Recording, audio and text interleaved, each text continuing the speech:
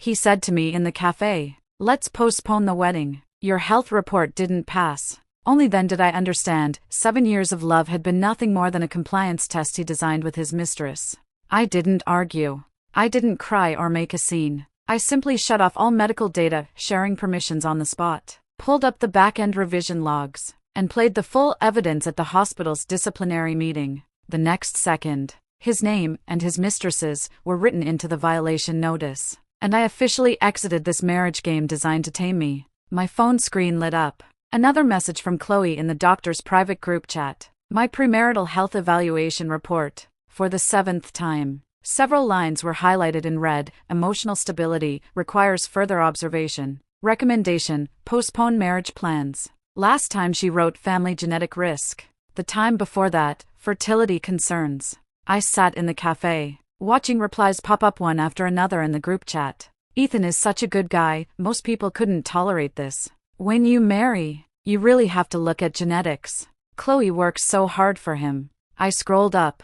The same report. The same red highlights. The same group chat. 7 times. The door opened. Ethan walked in. He was wearing the shirt I'd given him. He sat down across from me. Did you see the group chat? He asked with a smile. Chloe just worries too much. I said nothing. This is a social test, he said, taking a sip of coffee. You need to fit into my circle. Chloe's been my brother for over a decade. She's helping you, she's testing whether you're qualified. I looked at him. I'd been looking at this face for 7 years. Go do another evaluation next week, he said. If the results are normal, we'll get married. I promise you. He said, I promise you. As if marriage were a prize he was awarding me. I picked up my phone, opened the medical system app, went to authorization management, cancelled all data sharing permissions, including Ethan's, including Chloe's. No need, I said. There won't be a next time. Ethan froze for a moment, then laughed. Throwing a tantrum again? He reached out to touch my head. All right. I'll humor you. French restaurant tonight? I dodged his hand. I'm not throwing a tantrum, I said. I'm informing you. His smile deepened as he leaned back in his chair. Isabella, you've tried this before. Playing hard to get doesn't work on me. He didn't understand at all. I opened another folder. Inside were screenshots of all 7 reports. Every revision record. Doctor ID numbers. Distribution paths. Timestamps. So this wasn't an accident. It was a system. 7 years of love. Quantified into round after round of obedience tests. My phone vibrated. A text message. An unfamiliar number. But I knew exactly who it was. The 3-year observation period is over. Think it through and come back. You have 2 months to decide.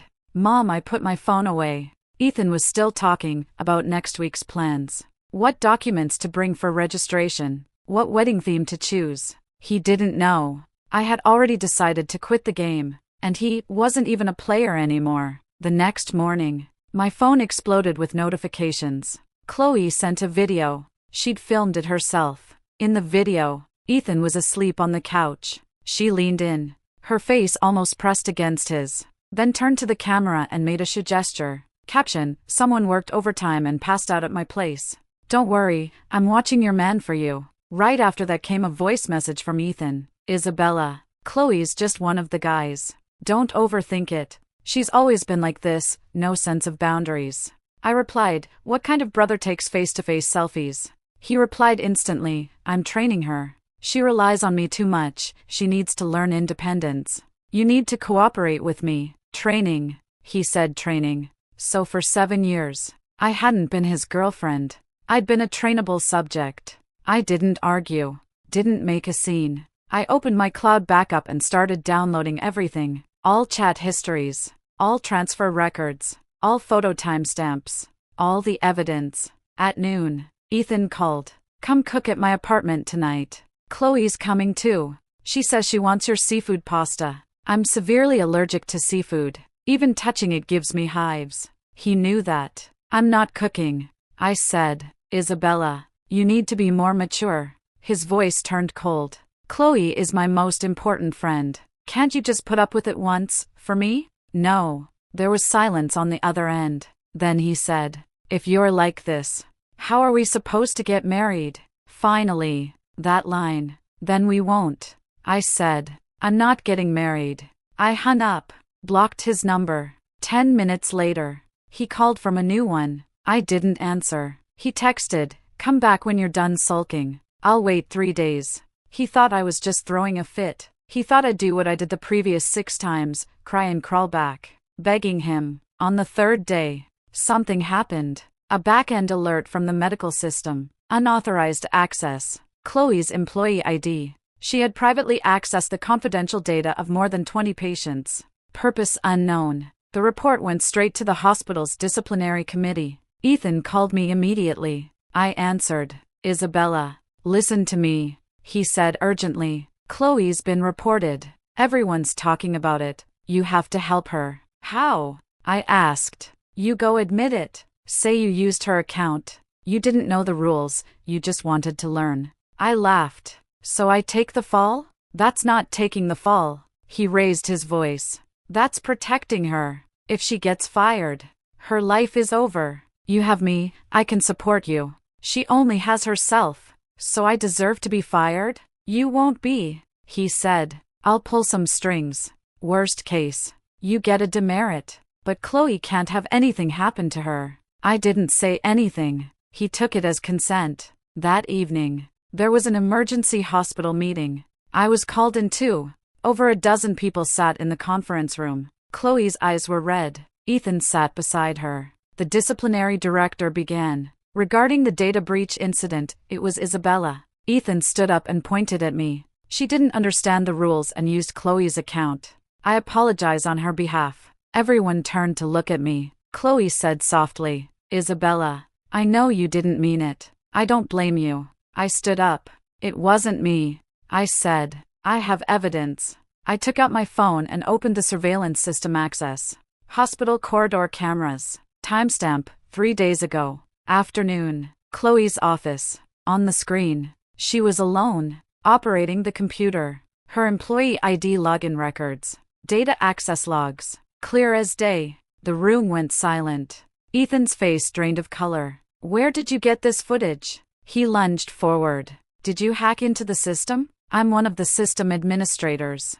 I said calmly. The permissions have always been in my hands. You just never asked. The disciplinary director finished watching the video, his expression darkening. Dr. Chloe, please explain. Chloe broke down in tears. Ethan told me to do it. He said those patients were wealthy and could be developed into his clients.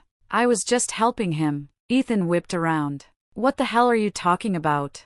The two of them started arguing right there in the room. I turned and walked out. At the hospital entrance, Ethan chased after me. Isabella, stop! He grabbed my arm. Why are you doing this? His eyes were red. I treated you like one of my own, and you stabbed me in the back? I shook off his hand. You were the one who pushed me out first. I said, when you told me to take the blame, did you ever think of me as your own? So what now? He shouted. If Chloe gets fired, I'm done too. Those patients are my resources. So that was it. Truth didn't matter. Justice didn't matter. What mattered were his resources. That's your problem, I said. He froze. Don't come back to the apartment tonight. His face went cold. I need space. Go stay at a hotel. Kicking me out. I nodded. Fine. Then, right in front of him, I dialed a number. Lucas. I said, it's me. I'm ready. Let's meet and talk. Ethan's eyes went wide. Lucas? Which Lucas? Grant Group's Lucas? I didn't answer. I turned and flagged down a cab. In the rearview mirror, he was still standing there, like a clown. Lucas set the meeting at a private club. When I walked in, he was already there, seated by the window. 3 years apart, and he hadn't changed much, except his gaze had grown heavier. Sit, he said. I sat down. Did my mother send you? I asked. She gave you 2 months, he said. But I knew you wouldn't need that long. He slid a document toward me. The inheritance agreement. Sign it, and you become the sole heir of the Grant family. I didn't even look at it. What are the conditions? Same as before, he said. Autonomy in marriage. Autonomy in career. But you must participate in family affairs. You get to use the resources, and you bear the responsibility. And a strategic marriage. I said, yes. He nodded. But you choose the partner. Me. Or someone else suitable. It's a transaction, and also protection. I flipped to the last page. My mother's signature was already there. The 3-year observation period. I passed? You passed. He said. 7 years ago. You cut ties with the family for Ethan. The family's test for you is this: if you could figure out how to live on your own, you'd always be welcome back. If you couldn't, it meant you weren't qualified to inherit. So you were watching all along. Always. He said. Watching you be humiliated again and again. Watching you endure it. Over and over. Until this time, when you finally learned how to strike back. I picked up the pen. Signed my name. Welcome back.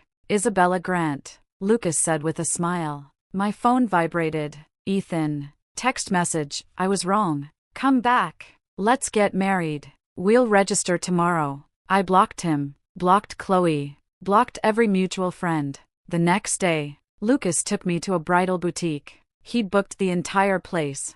I was trying on a couture wedding dress when the door was suddenly pushed open. Ethan burst in. Isabella, I finally found you. He rushed toward me, only to be stopped by security. He stared at the dress I was wearing. Stunned. You're trying on a wedding dress? His voice trembled. With who? Lucas? I ignored him. That one's too flashy. He said to me. It doesn't suit you. Pick something simpler, like the ones I showed you before. Security. I said. 2 guards stepped forward. Please escort this gentleman out. I said. Ethan couldn't believe it. Isabella, I'm your fiancé. You were. I said. You're not anymore. Chloe rushed in after him. When she saw the dress, her eyes lit up. This one, it's a Vera Wine custom piece. Right? She reached out to touch it. Ethan. I really want to try this one too. Don't touch it. I said. Her hand froze midair. Lucas walked out from the back. An envelope in his hand. Perfect timing. He said. The invitations were just printed. He pulled one out and handed it to Ethan. Next month. The 15th. Isabella's and my wedding. You're welcome to attend. Ethan stared at the invitation. It read, Lucas Grant, Isabella Grant, wedding ceremony. He looked up at me. His face deathly pale. Grant? Your last name is Grant? It always has been. I said. I just didn't use it 7 years ago. He took a step back. As if he'd been punched. Outside the bridal shop, Ethan blocked my car. Isabella, let's talk. He grabbed the car door. You can't just marry someone else like this. Our 7 years together, 7 years. I said, looking at him. You tested me 7 times. Now the test is over. You failed. His eyes reddened. It's because of Chloe, right? I'll make her leave. I'll cut her off immediately. We'll get married tomorrow. It's not because of Chloe. I said. It's because of you. He froze. Chloe rushed forward. Isabella, don't get too smug. You think marrying into a wealthy family makes you special? I still have your health reports. I have proof that you're emotionally unstable. I can expose you online. Lucas stepped out of the car. Dr. Chloe, he said calmly. Everything you just said has been recorded. Defamation carries a sentence of up to 3 years if the circumstances are serious. Also, your unauthorized access to patient data has already been forwarded by the hospital's disciplinary committee to the Health Bureau. Your medical license will be reviewed at a hearing next week. Chloe's face went white. How do you know all this? Because I'm the hospital's largest donor, Lucas said. The board unanimously voted yesterday to suspend all of your duties. In addition, your attempt to make Isabella take the blame constitutes incitement to perjury. My lawyer will contact you this afternoon. Chloe's legs gave out, and she collapsed onto the ground. Ethan looked at her, then at me. Isabella, his voice trembled. You really are part of the Grant family? She's the sole heir, Lucas said. The family trust, equity in 12 global companies, and 3 charitable foundations. She's far more important than you ever imagined. It was as if all the strength drained out of Ethan. Then why did you live in a rental with me? Why did you wear affordable clothes? Because I wanted to see whether anyone would still love me without my last name or my money. I said, and what you showed me was that. To you, love is a compliance test. He shook his head. No. I did love you. You just wanted an obedient wife. I finished for him. A woman you could control. Someone who made you feel superior. Who she was didn't matter. He opened his mouth, but no words came out. Suddenly, Chloe scrambled to her feet and ran into the bridal boutique. We followed. She grabbed the wedding dress I had just tried on and stomped on it viciously with her high heels. If I can't have it, you don't get to wear it either, she screamed. The sound of silk tearing filled the room. The staff gasped. Lucas raised a hand to stop the security guards from intervening.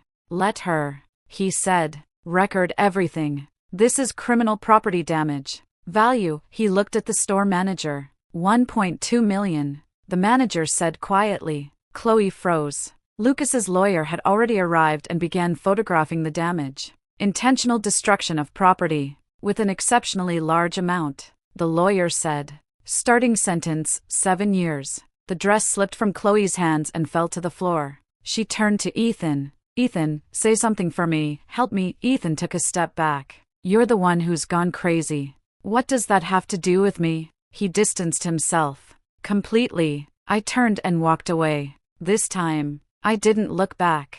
A week later, my social media account updated. Only 9 images. First image, the revision logs of 7 health evaluation reports. Second, a screenshot of Ethan saying, "This is a social test." Third, a screenshot of Chloe's face-to-face selfie video. Fourth, a transcript of Ethan saying, "I'm training her." Fifth, the chat where he asked me to cook seafood pasta for Chloe. Sixth, the conversation where he told me to take the blame. Seventh, hospital surveillance footage of Chloe's illegal access. Eighth, the text where he kicked me out of the apartment. Ninth, the police report receipt for the destroyed wedding dress. Caption, 7 years of compliance testing. Graduation day today. Thanks to the 2 examiners. 5 minutes after posting. Shares passed 10,000. Ethan's calls flooded my phone. I turned on Do Not Disturb. He showed up at Lucas's company building and was stopped by security. The media started digging. Chloe's violations were exposed.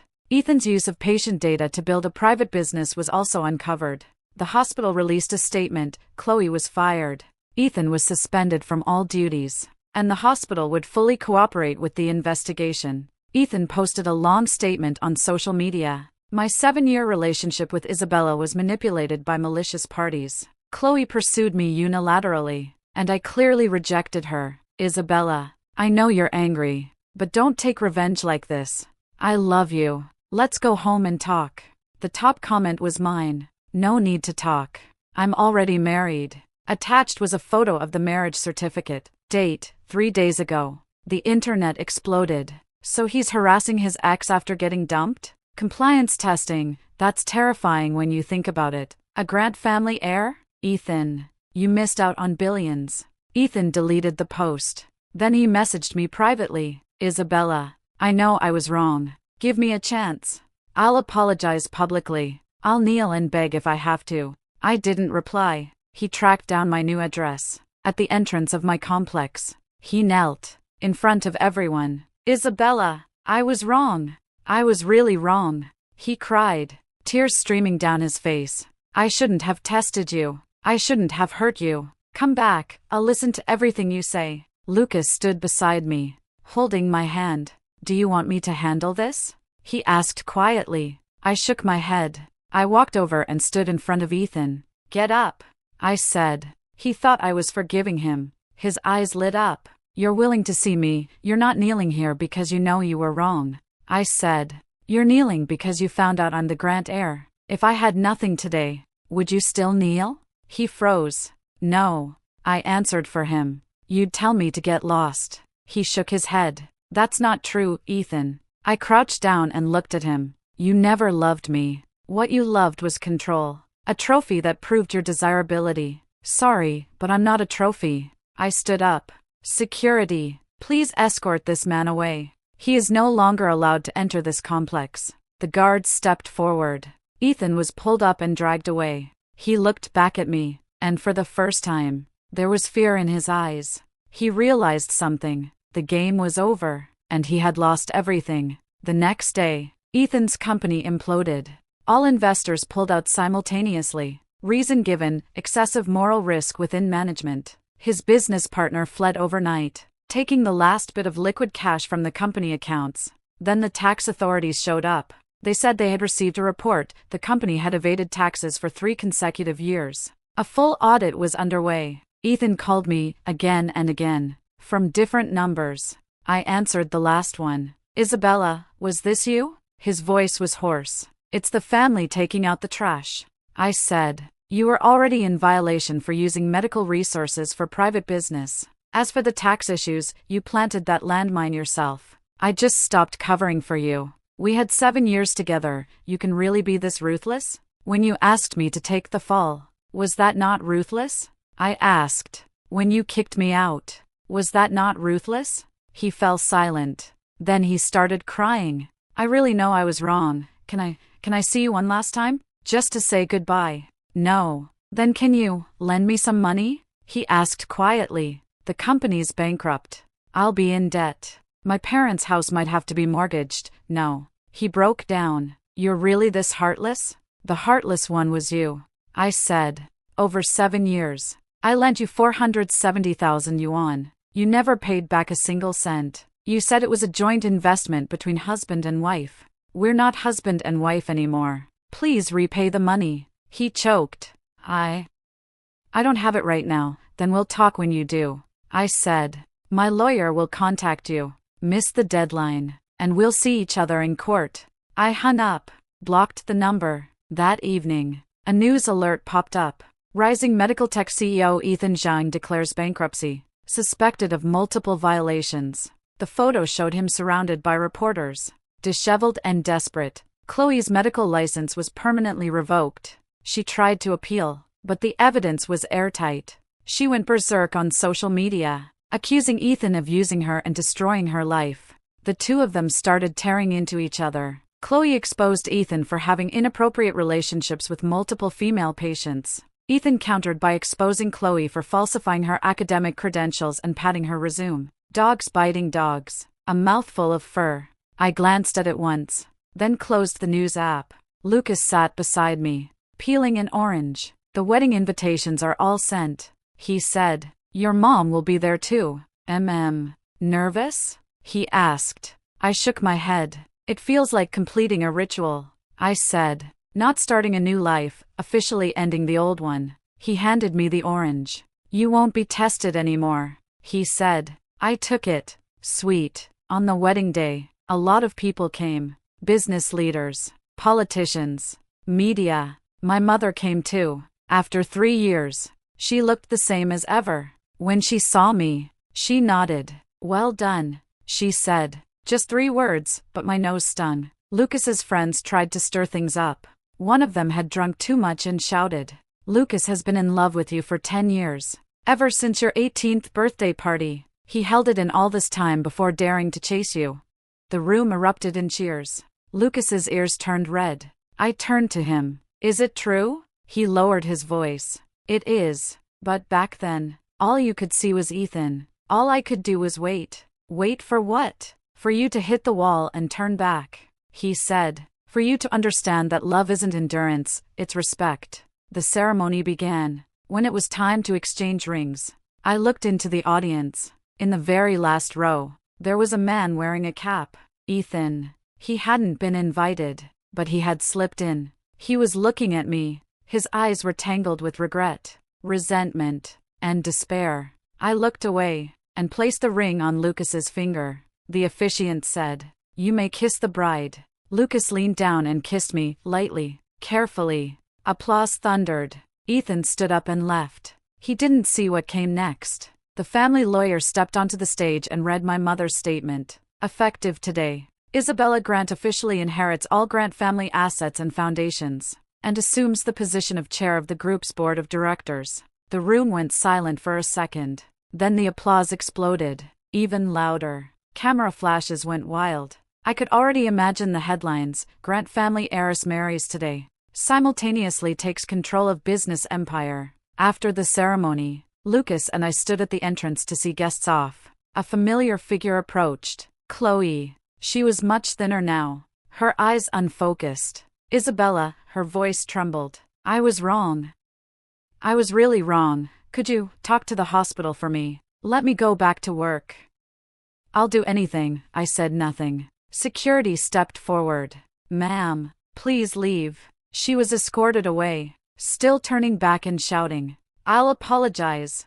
I'll kneel. Please. Her voice faded into the distance. Lucas tightened his grip on my hand. It's all over, he said. I nodded. Yes, it was all over. A week after the wedding, Lucas and I went to the Civil Affairs office to officially register our marriage. As we walked out, Ethan rushed out from a corner. He was holding a photo, one from 7 years ago, a picture of us at the beach. I was smiling brightly. Isabella, look.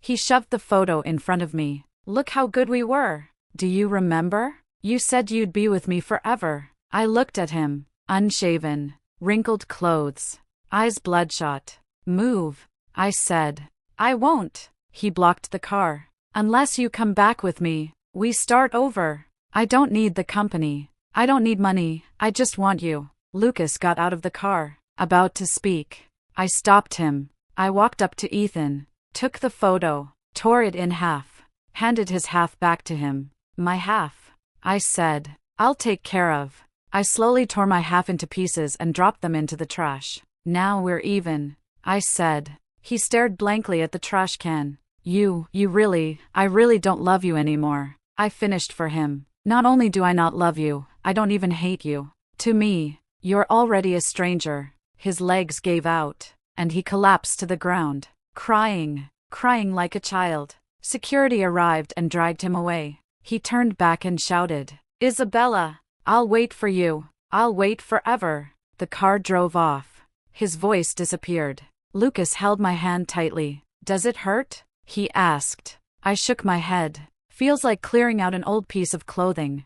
I said, you're not wearing it anymore, but tossing it still brings a pang. That's all. He pulled me into his arms. I'll buy you new ones, he said. Lots and lots of new ones. I smiled. That night, I received a text from an unknown number. I'm leaving this city. Sorry. Wish you happiness. Ethan. I didn't reply. Deleted the message. Cleared all chat history with him. Photos. Notes. 7 years. Gone with one click. Our honeymoon was in Europe, nominally for leisure, but in reality, it was to take over overseas business operations. Lucas introduced me to the heads of a dozen subsidiaries. At every meeting, he had me lead. She's the boss, he said. From now on, report everything to her. At first, some resisted. A young woman was unhappy about being overridden. In the meeting, I spent 10 minutes analyzing why they had losses last year and presented 3 solutions. The data was precise to 2 decimal points. The room went silent. After the meeting, an older board member approached me. Miss Isabella, I apologize for any previous negligence. I'm impressed by your ability. I nodded, looking forward to working together. Over 3 months, I traveled across 8 European countries, signed 3 mergers and acquisitions, secured 2 government partnership projects. On the last day, in a Paris hotel, Lucas handed me a folder. Full control of the family trust, he said. From now on, you're the sole decision maker. I opened it. My mother's signature was on the authorization papers. She let go completely? I asked. She said you're stronger than her. Lucas smiled. She's free to travel the world. I signed my name. A news alert popped up. Ethan Zhang declares personal bankruptcy. Debts exceed 20 million. Former Dr. Chloe admitted to psychiatric treatment. No family visitors. I glanced at it. Swiped away the alert. No satisfaction. No sympathy. Just like reading 2 ordinary news items. Irrelevant. Lucas hugged me from behind. What are you thinking? About next week's board agenda. I said. The Women's Health Fund project needs to be fast-tracked. He kissed my hair. My wife is really impressive. I smiled. I realized that happiness isn't about being soft. Happiness is finally being strong and at peace. 3 months after returning home, my assistant gave me an update. Chloe had been discharged. She went to see Ethan. Ethan now lived in a rental, drowning in debt. No one would hire him because everyone in the industry knew what he had done. Chloe wanted to get back together, promised to endure hardship with him. Ethan kicked her out. If it weren't for you, I wouldn't have crossed Isabella, wouldn't be in this mess, he said. Chloe raged outside his apartment all night, smashing things, screaming. Neighbors called the police. When the police took her away, she screamed, "Ethan, I did so much for you. Why won't you take me back?" Ethan shouted from the window, "Get out, crazy woman." The story made local news. Headline: Bankrupt CEO and former mistress clash on the street. Once loving couple turns farce. Reporters interviewed Ethan. He cried to the camera, "It was all Chloe seducing me. She ruined my relationship with Isabella. I'm the victim." Chloe saw the broadcast. She did something shocking. She went to the police and confessed. Admitted she had helped Ethan falsify patient data, evade taxes, and cover up traces of a medical accident. She had evidence on a USB drive buried at her childhood home. The police dug it up. Sure enough, it was there. Ethan was arrested, charged with multiple criminal offenses. This time, no one could save him. The day the news broke, I was chairing a board meeting. My assistant whispered the update. I nodded, noted, continued the meeting, discussed the Women's Health Fund allocation plan. After the meeting, Lucas asked, "Do you want to see him? One last time?" I shook my head. No need. Do you hate him? I thought for a moment. No, I said. Hate requires emotion. I have none left for him. Lucas stroked my head. You really moved on. Yes, I moved on, without looking back. Ethan's trial began. I didn't attend, but the media reported it in detail. Chloe testified. She revealed everything, how Ethan manipulated and used her, and how he abandoned her in the end. She admitted she was both victim and accomplice. The judge's ruling: Ethan, embezzlement, tax evasion, data forgery, multiple convictions, 12 years in prison. Chloe, accomplice, with confession and cooperation, 3 years suspended for 4 years. The media began discussing a new term, compliance testing. Psychologists wrote long analyses about this form of psychological control. Women's rights groups launched anti-PUA campaigns. The medical system began reforms, strengthening oversight of doctors' behavior. My name was mentioned repeatedly as a model of awakening. Reporters wanted to interview me. I instructed my assistant to decline. Ms. Isabella says she simply made the choice anyone would, to respect herself. No overinterpretation needed. After the reports were published, many comments appeared. Boss is so cool. From today on, I'll learn from her. No compromise. Thank you for showing us another possibility. I read a few, then closed the page. No more proof needed. No need to explain my choices to anyone. My life finally fully belonged to me. At the first annual board meeting as chair, I proposed 3 initiatives: establish a women's health and career development fund, with an initial allocation of $50 million. Increase female representation in management across all group companies to 40% within 3 years. Establish an anti-workplace bullying committee with an independent reporting channel. Some board members objected. These costs are too high. Female executives may not be competent enough. It could reduce company efficiency. I stood up. First, the cost is high, but social benefits are even higher. Grant family businesses are not just about making money. Second, women's abilities are insufficient. Gentlemen on this board, last year the top 3 performing departments were led by women. Do you want me to show the data? Third, anti-bullying doesn't reduce efficiency, it increases it. Employees who aren't oppressed can fully commit to their work. I looked around the room. Vote. Hands went up. Over 2/3 approved. The proposals passed. After the meeting, a female board member approached me, her eyes red. Isabella, thank you, she said. I spent 20 years to get to this position. The girls coming after us will have it much easier. I held her hand. This is what we're supposed to do, I said. That night, the media headlines read, Grant Group's female chair initiates major reforms. Women's rights become core of the corporation. My mom sent a message from Antarctica. Well done. Even stronger than me. I smiled. Lucas was at home waiting, cooking my favorite dishes. Was today satisfying? He asked. Satisfying, I said, but not the satisfaction of revenge. The satisfaction of creation. He nodded. You're finally no one's wife. No one's daughter. He said, you're just Isabella Grant. Yes. I am me. On our first wedding anniversary, Lucas gave me a photo album. It was filled with snapshots from the past year, meetings, travels, cooking, moments of quiet. Each had a small caption. Today you won over that difficult client, your smug little face was adorable. Stayed up late reviewing financial reports. Fell asleep, so I tucked you in. First time you called me husband. I secretly recorded it. I flipped to the last page. Blank. Written at the top, we'll fill the rest of the days together. I looked up at him. Why do you never ask me to change? I asked. Why change? He countered. I love you as you are, not as I imagine you to be. I thought of Ethan. He always said, your hair looks better long. You're softer in a dress. Don't be so strong, depend on me more. He wanted to shape me into what he wanted. Lucas just stood beside me, watching me grow. Love isn't domestication. I whispered. Love is vigilance. He said. That night, we signed a supplemental agreement. About property, about careers, about how to handle things if we ever separate. Terms were clear. Power equal. No sacrifice.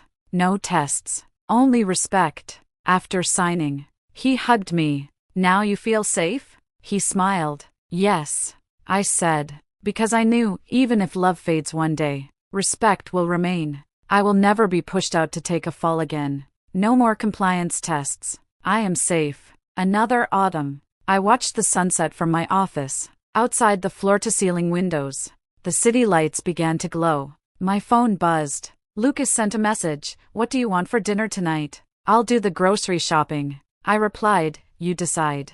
I'm fine with anything. He sent a smiley face.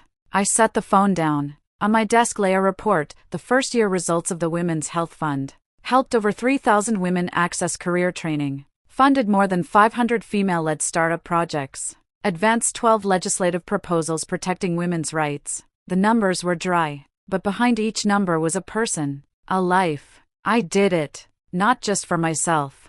My assistant knocked and entered. Chairwoman, there's a document that needs your signature. I took it and signed. Isabella Grant. This name, once a shackle, later a weapon, now a responsibility, but ultimately, it is me. I walked to the window. The city's vibrancy continued below. The past wounds, like dust, had been blown away by the wind. I no longer needed to forgive anyone, because I had transcended that history. Ethan remained in prison. Chloe had moved to another city to start anew. Their story no longer intersected with mine. Mine had just begun. My phone buzzed again. Lucas sent a photo from the supermarket seafood section. Got some shrimp. The kind you're not allergic to. I laughed. Replied, great. I'll be home soon. The sun had completely set. The sky turned deep blue. I shut my computer, grabbed my coat, walked out of the office. The hallway stretched long, lit with warm lights. I didn't look back, because ahead lies the future I chose with my own hands. A future without tests, without humiliation, without compromise. A future with only me, awake, strong, free.